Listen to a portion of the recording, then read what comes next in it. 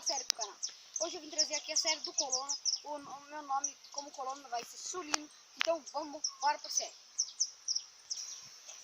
Então, Colono, hoje eu também vim explicar sobre o diferente do nome de cachorro da cidade e cachorro da colônia. Os cachorros da colônia geralmente o nome é Pitoco, Rabudo, Snoopy. Eu tenho um monte de nome. Na cidade é Scooby. E tem, eu não me lembro agora. Mas ó, vem aqui, ó. Aqui, ó. Lá é o Pitoco, velho. Vem aqui, Pitoco, ó.